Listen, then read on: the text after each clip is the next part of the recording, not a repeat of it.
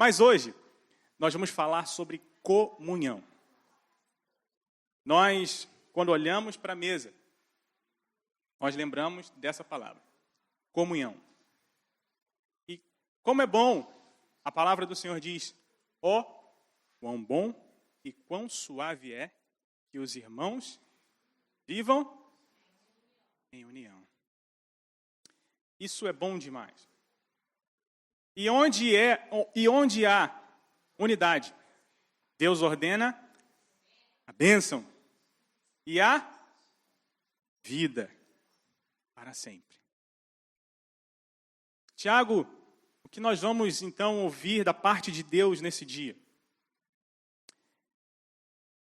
Eu quero te fazer lembrar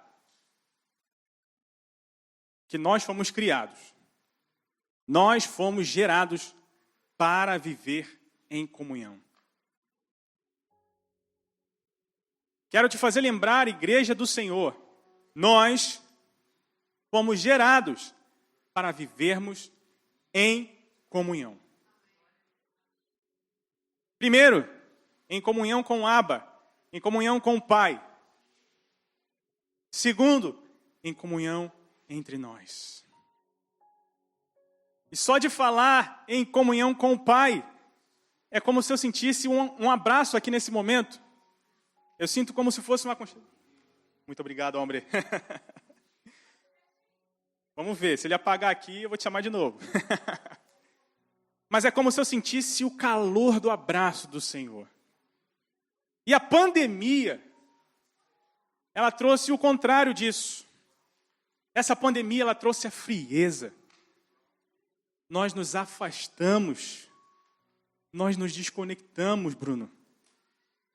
As pessoas estão com medo de se abraçar. As pessoas, aliás, recebem recomendações para se afastarem. E por que isso é tão difícil? Porque esse não foi o propósito de Deus, quando me criou e quando te criou. Por isso que é difícil para nós. Por isso que é difícil ouvir que nós não poderemos mais estar reunidos. Hoje nós estamos aqui, de máscara, mas você pode lembrar um tempinho atrás que nem aqui nós podíamos estar? Tínhamos que fazer os nossos cultos online, assistindo o culto pela tela do telefone.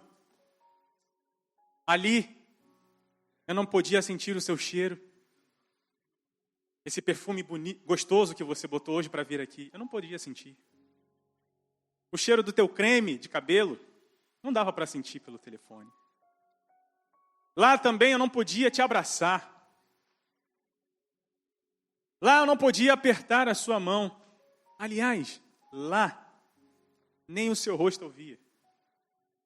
Lá era apenas o pregador e o ministério de louvor olhando para uma câmera, sem saber se do outro lado, de fato, tinha alguém participando do culto. Porque era muito comum também as pessoas ligarem no canal do culto, colocarem o telefone num lugar e fazer os seus afazeres.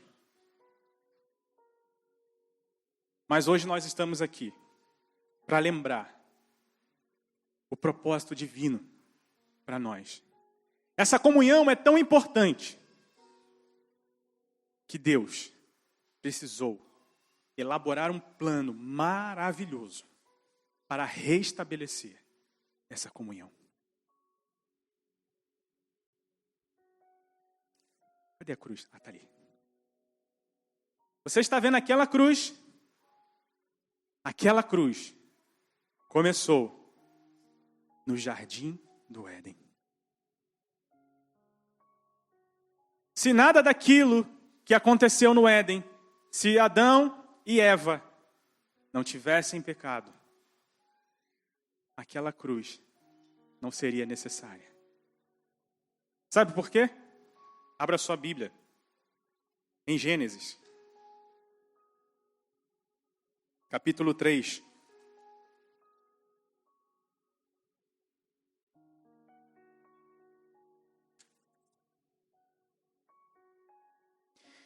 Gênesis capítulo 3, versículo 8. Diz assim: quando ouviram a voz do Senhor, Adão e Eva, quando ouviram a voz do Senhor Deus, que andava no jardim pela viração do dia, esconderam-se da presença do Senhor Deus, o homem e sua mulher, por entre as árvores do jardim. Deus, pela viração do dia, ao entardecer, todos os dias, ele descia no jardim para ter comunhão. Todos os dias, o próprio Deus descia para ter comunhão. Mas essa comunhão, diz a palavra no versículo 8, do capítulo 3, que ela foi quebrada pela desobediência, pelo pecado. E, a partir dali, uma série de consequências vieram. Você ouvia falar de dor antes disso acontecer? Eu não lembro. Não há versículo aqui falando sobre dor antes disso acontecer. Mas depois que aconteceu, pela primeira vez, a palavra dor. Mulher, a partir de agora, você terá dores de parto. Olha a dor aí. Quando o homem perde a comunhão com Deus, a dor invade. Viver desligado, desconectado de Deus, é viver uma vida dolorosa. Quantos malefícios após essa queda, após a quebra dessa comunhão. E eu fui pesquisar o que significa comunhão. Comunhão, segundo o dicionário Aurélio, no Brasil, diz assim: comunhão é a realização de algo em comum, sintonia de sentimentos, do modo de pensar, do modo de agir, do modo de sentir, identificação. Tudo isso foi perdido quando eles pecaram. Eles já não realizavam algo em comum. O que era algo em comum que eles realizavam? Os seus encontros no entardecer. Isso se perdeu. Sintonia de sentimentos. Deus não pode habitar onde existe pecado. Pecado e Deus são antagônicos. Deus não pode habitar onde há pecado, porque Ele é santo. E isso não se mistura. O modo de pensar, agir e sentir, identificação. A primeira coisa que aconteceu quando eles desobedeceram e comeram da árvore do conhecimento do bem e do mal, foi perceber que eles estavam nus. E eles sentiram vergonha. Olha mais uma consequência do pecado. Vergonha. É assim que você se sente hoje? Você tem olhado para a sua vida e tem sentido vergonha? Isso pode ser fruto da falta de comunhão com Deus. Porque alguém que vive desconectado de Deus, vive de maneira vergonhosa. Não só para os outros, mas para si mesmo. Eles sentiram vergonha de si mesmos. Fruto da desobediência. Obrigado pela água, irmão. Não era para ser assim. Tudo estava em harmonia. Tudo estava equilibrado. Deus não criou coisas defeituosas. O nosso Deus, que é um Deus perfeito, cria coisas perfeitas. Você consegue acreditar que Deus é capaz de produzir algo defeituoso? Ele é perfeito. Ele fez tudo perfeito. Mas o seu adversário, que é o inimigo, ele veio para roubar, matar e destruir. E em forma de serpente, diz a palavra, a serpente enganou. Os enganou Adão e Eva. Dizendo, olha, não é bem assim que Deus falou. O primeiro passo para que a quebra de comunhão com Deus aconteça é você deixar de acreditar que Deus é a verdade absoluta. Deus não é uma verdade relativa. É mais ou menos assim. Não foi bem assim que Deus falou. Deus não se engana. Se Deus falar algo, então é. Não há dúvida, não há sombra de dúvida em Deus. Mas o nosso inimigo, o nosso adversário, diz a palavra que ele é o pai da mentira. É o único filho que ele tem. Mas olha quem é o Filho de Deus? Jesus. E ele disse, eu sou a verdade. O diabo só produz mentiras, mas o nosso Deus produz verdade. Se você está em comunhão com Deus, se você vive para Deus, você produz verdade. Mas se você está desconectado de Deus, você produz mentira. Não há meio termo. Ou você está aqui, ou você está aqui. Nós fomos gerados para viver em comunhão com o Eterno. Nós fomos criados para ter contato diário com Ele. E após esse pecado, acontece o primeiro homicídio. Eu não ouvi a Bíblia dizendo que antes desse pecado, alguém tinha matado alguém. Mas quando o homem se desconecta de Deus, escute isso, ele também se desconecta daqueles que estão à sua volta. O pecado de Adão e Eva gerou um desequilíbrio na humanidade.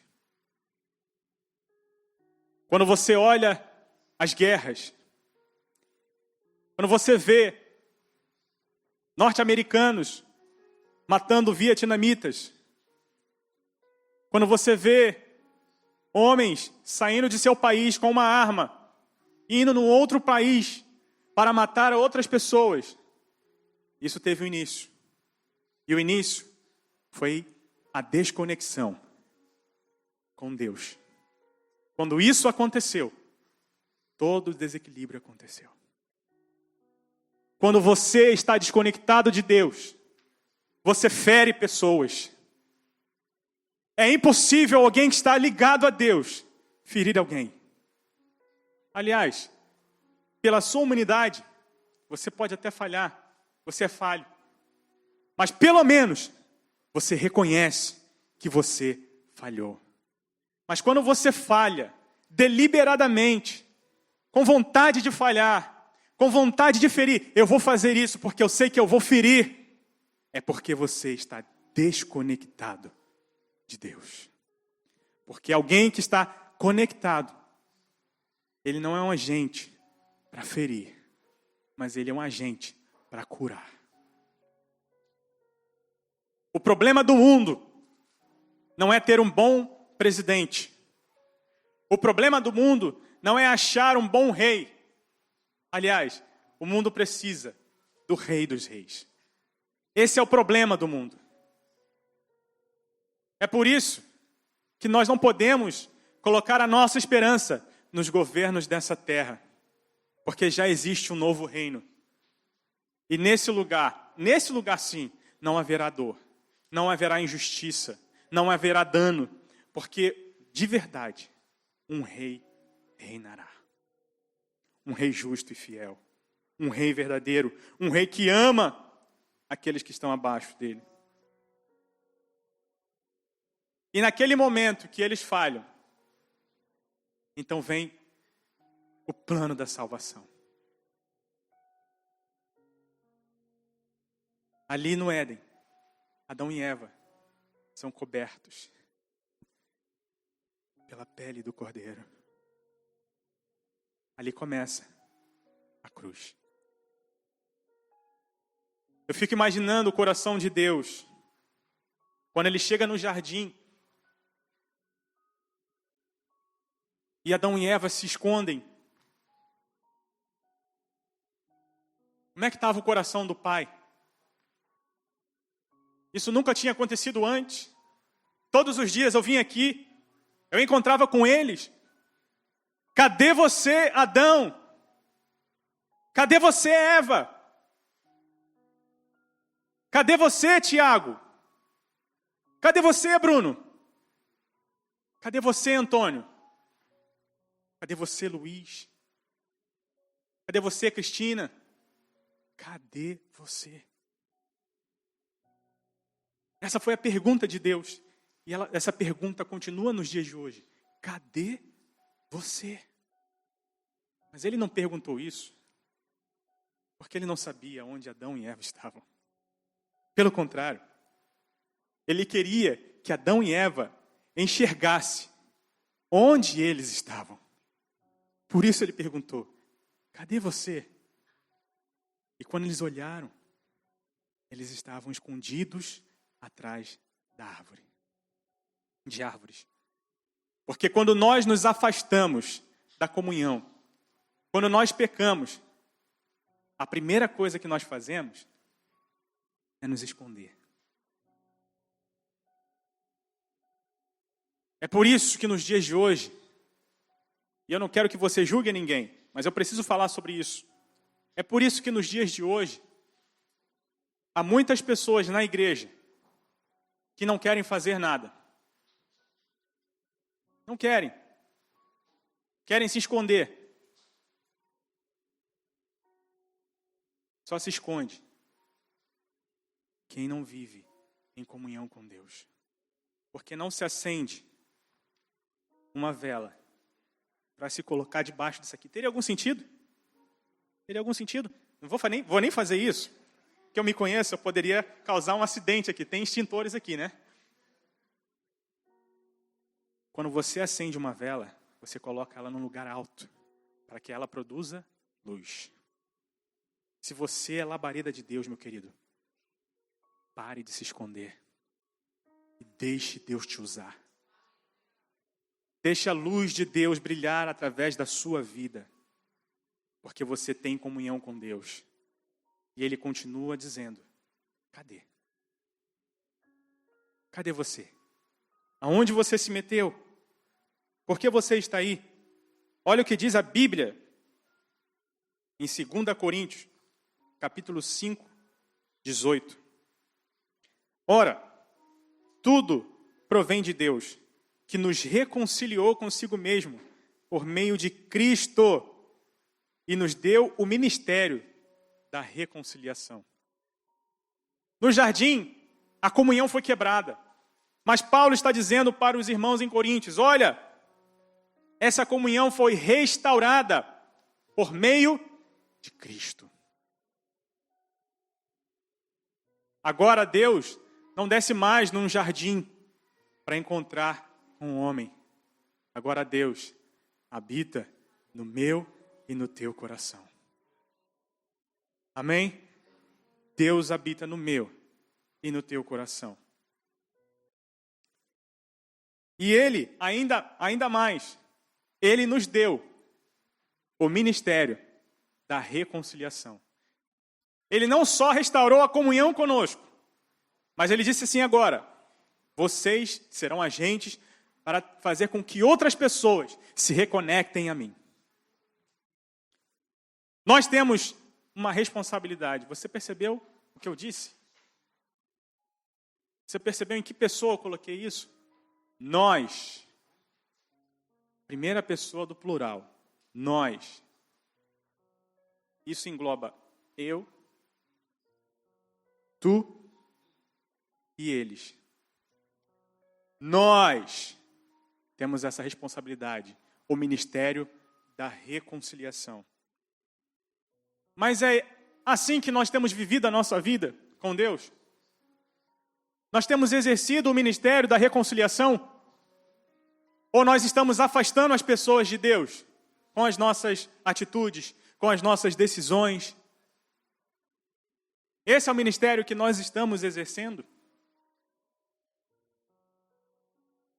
A Santa Ceia, ela remete à comunhão com Deus e com o homem. Olha o que Paulo vai falar em 1 Coríntios, capítulo 10, versículos 16 e 17.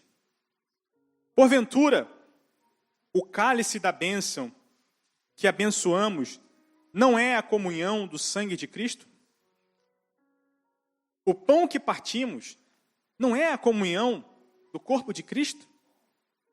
Porque nós, embora muitos, somos unicamente um pão, um só corpo, porque todos participamos do único pão. Isso é Santa Ceia. Isso é Santa Ceia. Hoje, claro, por motivos de higiene, nós já pegamos aqui o pãozinho num copinho, né? Tem tudo bonitinho, copinho ali, aí tem ali o cálice. Vamos voltar alguns anos atrás? Como é que era a Santa Ceia antigamente? Ei, maravilha! Todo mundo pegando aquele mesmo pão, um pão só. Todo mundo aí, passa ali para o irmão, aí o irmão pega o pedacinho dele. Aí passa na mão do outro, aí passa na mão do outro, todo mundo tirando. Mas o propósito era mostrar que somos todos parte de um pão. Olha que coisa linda. Somos todos parte de um pão. E como é que era o cálice? Vamos passar aqui, todo mundo vai beber no mesmo copo. Vamos lá. Ei. O Luiz faz até assim, né? Quem conhece o Luiz sabe que isso para ele... Misericórdia, hein, Luiz? Toma aí, Luiz. Mas era assim a Santa Ceia. Mas estavam todos juntos, em comunhão. Porque somos todos parte de um corpo. E olha que Paulo já tinha exortado os coríntios por conta das divisões na igreja. E ainda os chamou de carnais. Paulo não deu mole para os irmãos em Coríntios. Paulo foi muito firme, foi muito duro com os irmãos em Coríntios. Olha só o que ele fala no capítulo 3, do versículo 1 ao 5, se você quiser acompanhar aí. Eu, porém, irmãos, não vos pude falar como a espirituais, e sim como a carnais, como crianças em Cristo. Espera aí, vou parar aqui antes de continuar. A gente fala assim, uau, que bênção, Paulo era demais. Eu queria ver se Paulo fosse teu pastor aqui hoje, tu ia falar isso. Rapaz, eu queria ver como é que seria a igreja de Paulo nos dias de hoje. Será que o pessoal ia aguentar o tranco? Sei não, hein, brother? Sei não, hein? Ia ter muita gente? Ia ser uma multidão, será? Mas vamos continuar. Olha só o que ele diz. Leite vos dei a beber, não vos dei alimento sólido, porque ainda não podeis suportá-lo. Nem ainda agora podeis, porque ainda sois carnais. Porquanto, havendo entre vós ciúmes, contendas, não é assim que sois carnais e andais segundo o homem? Quando, pois, alguém diz, eu sou de Paulo, e outro, eu de Apolo, não é evidente que andais segundo os homens? Quem é Apolo? E quem é Paulo? Servos por meio de quem crestes, e isto conforme o Senhor concedeu a cada um. Não é assim que acontece também nos dias de hoje? Nós vivemos uma situação complicada há um tempo atrás. Nós perdemos a nossa pastora Ruth. E aí, nosso pastor Jorge, muito debilitado na sua saúde, quebrado, dilacerado, foi para o Brasil. E aí, chega um pastor que eu nunca tinha visto na vida,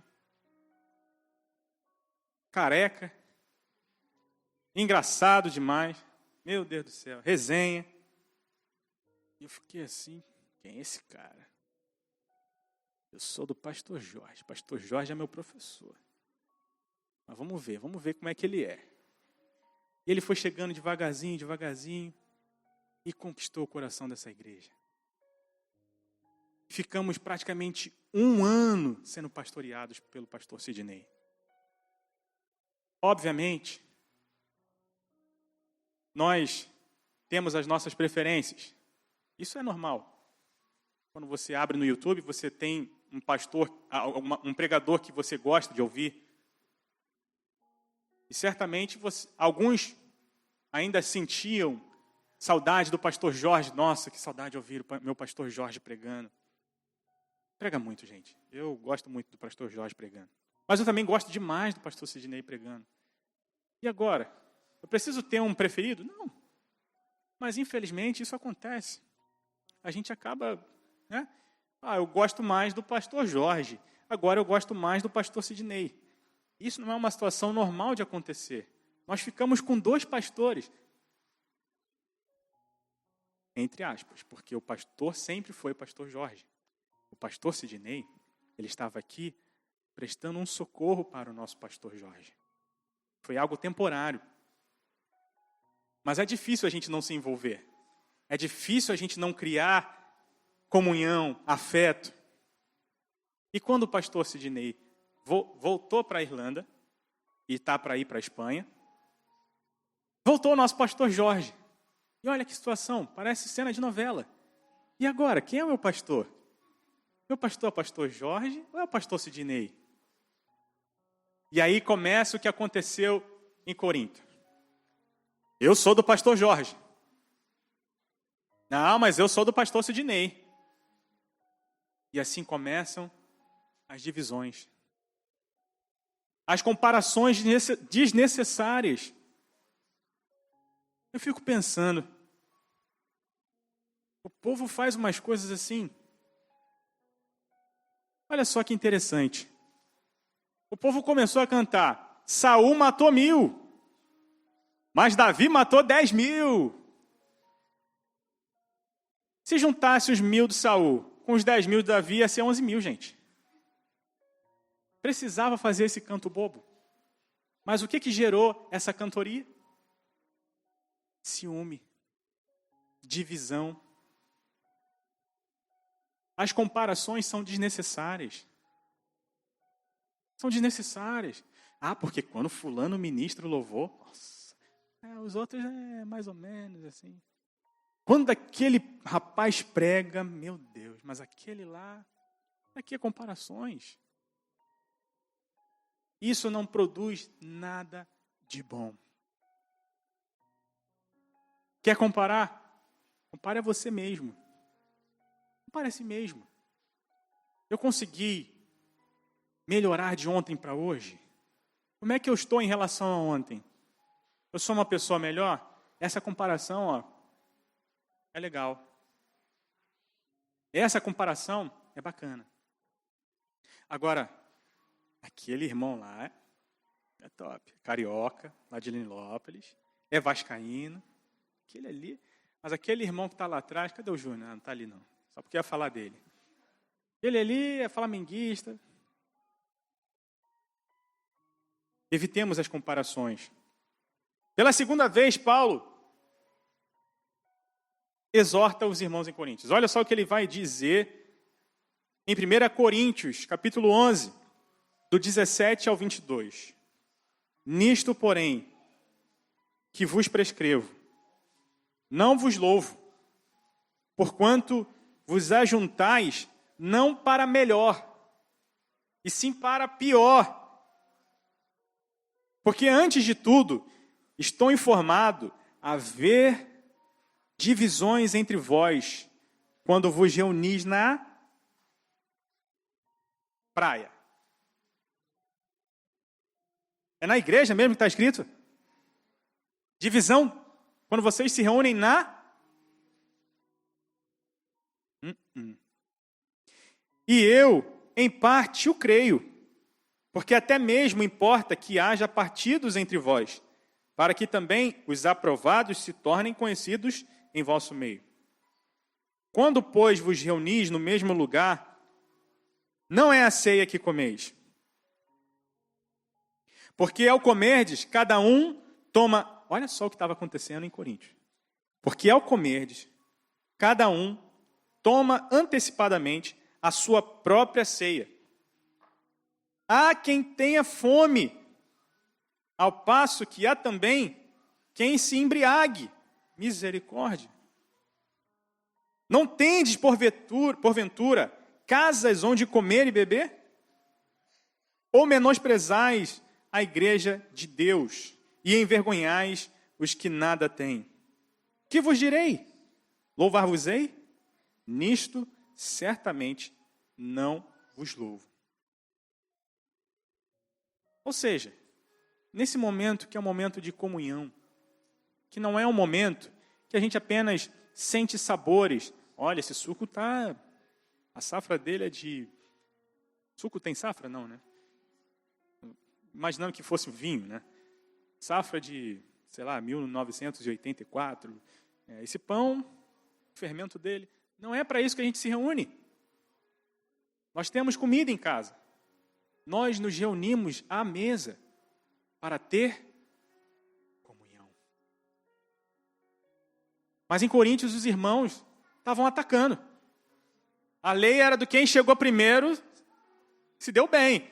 Ih, cheguei primeiro, não tem ninguém. Mete um pão aqui no braço, come pão e bebe. Estavam ficando já embriagados. Aí os que chegavam depois, já não tinha mais pão, ficava com fome.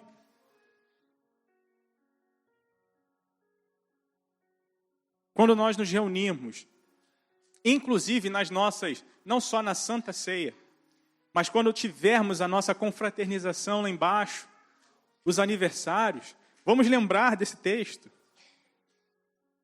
Vamos lembrar, vamos olhar ali o prato de pão de queijo que o Santinho trouxe, né? Quem nunca comeu o pão de queijo do Santinho está perdendo, porque é bom demais. É verdade. Estou sentindo saudade. Mas quando você olhar aquele prato ali, lembra da comunhão. Olha para a quantidade de pessoas que tem. Fala assim, se eu pegar 5 pães de queijo, será que alguém vai ficar sem? Será que mais alguém gostaria de provar esse pão de queijo? Isso é comunhão, queridos. Isso é equilíbrio. Isso faz parte da comunhão. Comunhão é conexão. É você ter empatia. É você pensar não só em si mesmo, mas você também pensar no outro. Que além de você, alguém também vai comer. Isso é comunhão. A comunhão, ela expele o egoísmo. Não há espaço para egoísmo onde há comunhão. Quem anda na luz vive em comunhão. Olha o que está escrito em 1 João, capítulo 1, do 5 ao 7. Ora, a mensagem que da parte dele temos ouvido e vos anunciamos é esta: que Deus é luz, e não há nele treva nenhuma. Se dissemos que mantemos comunhão com ele e andamos nas trevas, mentimos. E não praticamos a verdade. Se, porém, andamos na luz, como ele está na luz, mantemos comunhão uns com os outros. Olha só o que João está falando. Se andarmos na luz, como ele está na luz, mantemos comunhão uns com os outros. E o sangue de Jesus seu Filho nos purifica de todo o pecado. Quem anda na luz vive em comunhão. Mas quem decide andar nas trevas vive se esquivando. Vive se escondendo, como Adão e Eva. E não gosta muito de perguntas. Como é que tá, irmão? Já vai respondendo andando. Ah, tudo bem, tudo bem. Tá tudo bem? Tá tudo bem? Mesmo. Você consegue olhar nos olhos, na luz, e dizer, tá tudo bem. Ou não? Quem anda na luz, vive em comunhão. Em comunhão com Deus, em comunhão com os irmãos. E olha só que coisa interessante Deus trouxe para o meu coração nessa semana. Até os anjos adoram em comunhão. Sabe onde está isso? Isaías, capítulo 6, do versículo 1 ao 3. No ano da morte do rei Uzias, eu, Isaías, vi o Senhor assentado sobre um alto e sublime trono. E as abas das suas vestes enchiam o templo. Serafins estavam por cima dele. Cada um tinha 6 asas. Com 2 cobriam o seu rosto. Com 2 cobriam os seus pés. E com 2 voavam. E aqui está a comunhão, a adoração em comunhão. E clamavam uns para os outros, dizendo, Santo, Santo, Santo é o Senhor dos exércitos. Toda a terra está cheia da sua glória. Eles adoram em comunhão, que coisa mais linda. Eu fico imaginando essa cena. Primeiro que já é uma cena bem curiosa, você imaginar os anjos com 6 asas cobrindo seus rostos, voando em volta do trono de Deus e clamando. Eles não estão dizendo uns aos outros, Ele é santo. Não é assim um clamor. Eles estão clamando, Ele é santo! Ele é santo! Ele é santo! Eles clamam uns para os outros. Adoração em comunhão. E aí isso me fez refletir sobre as letras das músicas dos dias de hoje. Olha, eu gosto de escrever algumas coisas. Eu não sou o suprassumo, o melhor de todos. E canto muitas músicas que, inclusive, tem até alguns erros, assim, sabe? Mas, se você reparar, eu não sei em inglês, em holandês, em espanhol, mas eu posso dizer que em português aconteceu uma mudança drástica nas nossas letras de músicas de 1900 e não sei quando, para de 2000 para cá. Você já reparou como é que eram as músicas? Grande é o Senhor e muito digno de louvor. Na cidade do nosso Deus, seu santo monte. Queremos o seu nome engrandecer. Não é, quero o seu nome engrandecer. Você viu a diferença? Não está no singular. Não é a primeira pessoa do singular, mas é a primeira pessoa do plural. Nós queremos o seu nome engrandecer. Adoração em comunhão. Não que seja errado você cantar algumas canções que você tenha, mas são no seu íntimo. Você pode cantar, você e Deus, mas nós estamos transformando os nossos templos em pequenos quartos. É como se aqui na igreja nós tivéssemos vários quartinhos. Cada um está no seu quarto, prestando o seu culto, como se tivesse o seu culto online na sua casa, só que agora você está aqui. Queridos, nós precisamos voltar, nós precisamos nos arrepender e lembrar que nós fomos gerados para adorar juntos, para adorar em comunhão. Não é a minha adoração. Não é que Deus vai ouvir o meu louvor e não vai ouvir o teu. Que isso? Virou concorrência agora de adoração? É por isso que as nossas igrejas estão se enchendo de artistas. Porque agora vale mais quem tem mais poder para levar o cantor top. O cantor que está na moda. Porque a adoração está virando algo comercializável. E o coletivo já não é mais tão importante. O importante é eu ter no meu Instagram, eu estive lá naquele culto. Eu estive presente no culto. Tem lá nos meus stories, eu estava presente, eu vi a Gabriela Rocha, ela estava lá cantando lindamente. Foi uma bênção o culto. O que você lembra do culto, irmão? O que você lembra daquele culto?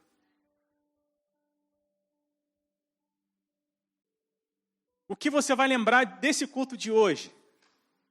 O que você vai carregar para a tua semana desse culto de hoje? Ou você ainda está no seu quarto? Você está aqui? Nós estamos juntos? Vamos lembrar o que é comunhão? Nós estamos realizando algo em comum? Nós estamos em sintonia de sentimentos? Nós estamos ligados no modo de pensar, no modo de agir, sentir? Estamos identificados com essa palavra? Ou estamos desconectados? Ou o nosso avatar está aqui, mas nós não estamos aqui? Onde nós estamos? Onde está a nossa adoração? Onde estão as canções que nós cantávamos juntos? Onde está?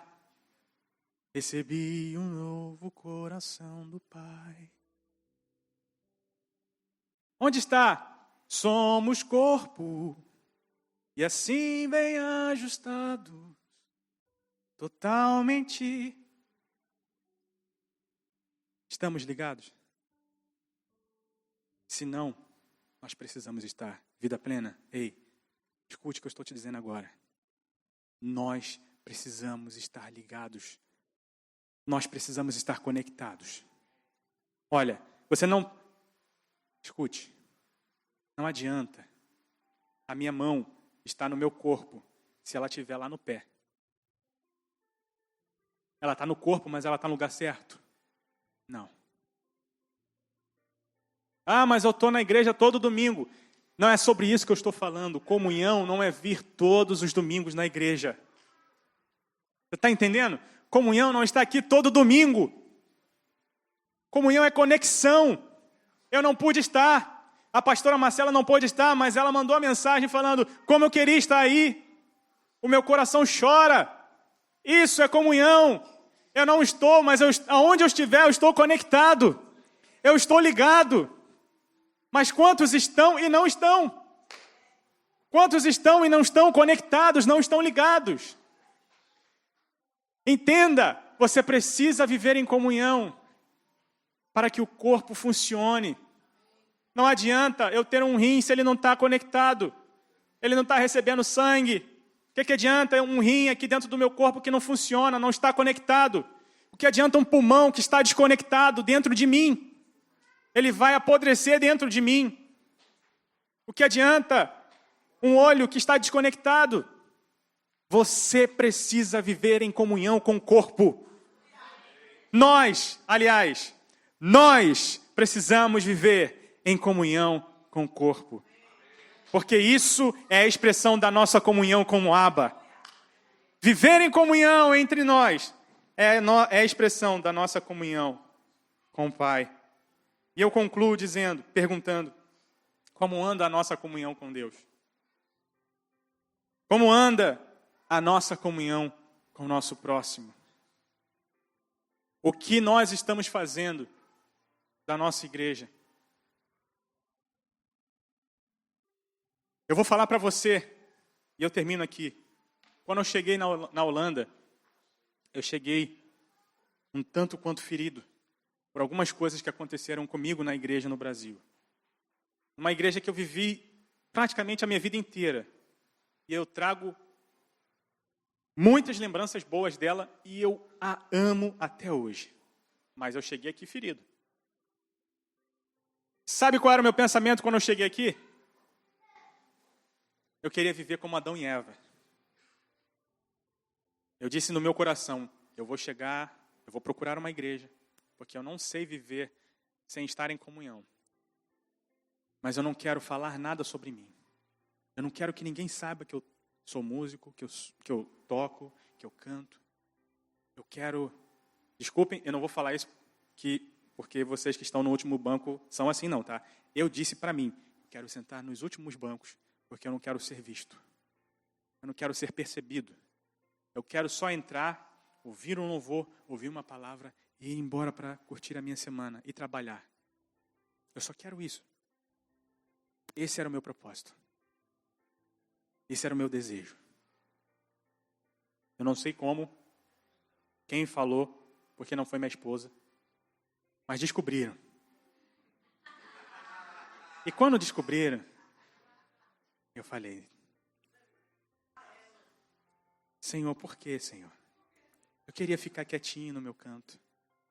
Mesmo vendo o pastor Jorge ali, no sufoco, cantando com playback, eu queria ficar lá no último banco. Eu não queria fazer nada. Sabe por quê? Para ser bem honesto, eu não queria compromisso. Sabe o que eu queria quando eu cheguei aqui? Trabalhar para ganhar dinheiro e ir embora. Eu vim aqui para passar uma temporada. Aí, Deus foi mudando tudo. Tudo que eu não queria era mergulhar de cabeça. Aí eu desabei num penhasco. E quando eu vi, estava totalmente envolvido. Quando eu vi, a gente estava tocando uma igreja, sem o pastor. O pastor estava lá no Brasil. E quando eu vi, eu estava pregando na igreja. Se o pessoal lá no Brasil me ver aqui, vai falar, você prega? Eu falo, não sei, eu estou pregando. E lá eu não pregava. Eu não queria compromisso. Eu vou repetir. Eu só queria trabalhar, ganhar dinheiro e ir embora. É assim que você chegou aqui? Você se identifica com isso? Será que não é assim que está o seu coração? Sem querer compromisso? Não quero me envolver com esse negócio de igreja. Deixa eu dizer para você. Essas portas precisam se manter abertas. Nós precisamos de ceifeiros. Porque a seara é grande. Ainda que você tenha vindo aqui para trabalhar, será que não tem espaço na sua agenda para viver em comunhão? Para se entregar, para mergulhar de cabeça? Para viver por um outro, além de você ou a sua família? Eu te garanto que se todos que chegaram aqui vivessem apenas para si mesmos, para os seus trabalhos, para viver para a sua comunhão, possivelmente o Bruno não estaria aqui. Nem eu. Nem você. Aliás, possivelmente a gente também não ia ter VP. As portas possivelmente iriam se fechar. Porque todos queremos viver para nós mesmos. Construir, conquistar, conquistar, conquistar, conquistar, conquistar. Essa é a palavra do momento. Vamos conquistar. Vamos crescer. Vamos possuir. Não é pecado possuir. Não é pecado conquistar. Mas não viver em comunhão é pecado. Viver desconectado é viver em pecado. Que essa palavra encontre espaço no meu e no teu coração antes de nós sentarmos à mesa para ceiar. Lembre-se, nós precisamos de pessoas que mergulhem de cabeça. Estamos precisando de pessoas que se comprometam. Você é essa pessoa. Podemos contar com você. Podemos viver em comunhão. Podemos manter essa obra funcionando. Se sim, vamos todos ficar de pé. Vamos orar por esta palavra. Mas, Tiago, eu não sou cristão, eu nunca aceitei Jesus. Essa palavra, então, não é para mim, não. Essa palavra é para você. Essa palavra é para você também. Porque você foi gerado para viver em comunhão com Deus. Só que nem você sabia disso. Você está vivendo uma vida sem Deus e essa vida está te gerando danos. Você pode estar ganhando dinheiro, você pode estar trabalhando, mas a conta chega, queridos. Ninguém pode viver sem Deus. Ninguém pode viver sem comunhão com Deus. Essa é a grande realidade. Se você quiser hoje dar um passo e dizer, eu quero viver em comunhão com Deus, e quiser receber uma oração, o altar está aberto. O altar é para isso. O altar não é um lugar que serve para pessoas ficarem em evidência. Se você lembrar de altar na Bíblia, altar era lugar de sacrifício. Não era palco. Nós temos aqui um altar, nós não temos um palco. Se você quer apresentar a tua vida como sacrifício a Deus e dizer, Senhor, eu quero mergulhar. Eu estou vivendo descompromissado, mas eu entendi que essa palavra é para mim. Eu quero mergulhar na tua obra. O altar está aqui, nada te impede. Venha, nós vamos orar por você. Mas você não é obrigado. É uma escolha.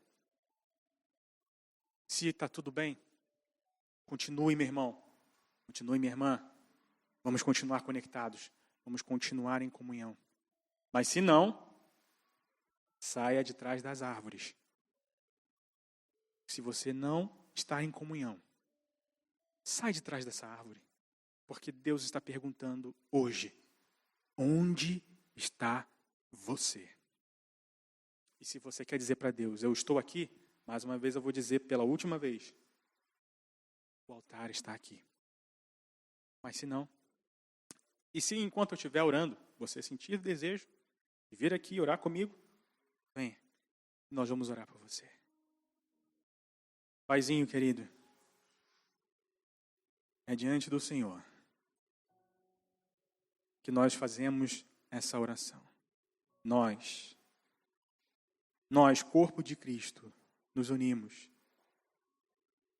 para ceiarmos juntos, para cantarmos juntos, para adorarmos juntos, para louvarmos ao Senhor juntos, chorarmos, nos alegrarmos em comunhão, Pai.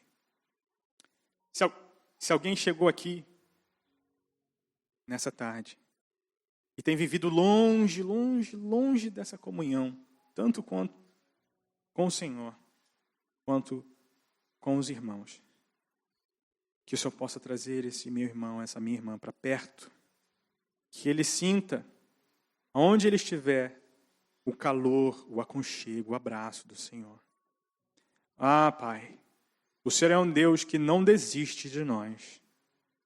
Ali no Éden poderia ter sido o fim do homem, quando ele pecou. Mas o Senhor não deixou assim.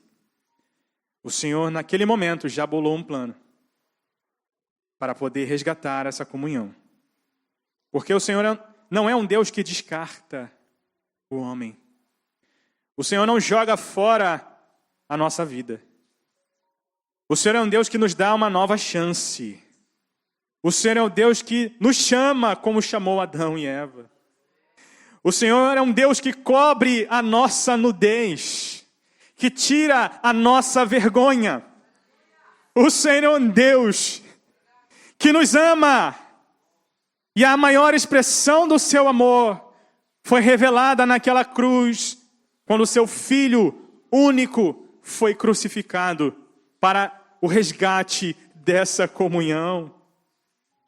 Pai, que nessa tarde os nossos corações se inflamem desse amor esse amor que o Senhor demonstrou por nós, e que nós sejamos atraídos a esta comunhão, que nós sejamos atraídos pela sua voz, Senhor, que ao ouvir a sua voz, o seu povo não corra, mas que ao ouvir a sua voz, a gente diga: eis-me aqui, Senhor, eu não vou fugir. Quanto tempo nós fugimos da sua presença, Pai. Quando eu cheguei aqui, eu queria fugir, Senhor, mas o Senhor me encontrou. Assim como o Senhor me encontrou, Pai, eu sei que o Senhor também está encontrando muitos outros aqui nessa tarde. Assim como o Senhor me chamou e disse: você não pode viver assim, você não pode viver desconectado. Assim o Senhor também chama nessa tarde e diz para meu irmão e para minha irmã: você não pode viver desconectado, você não pode viver para si mesmo.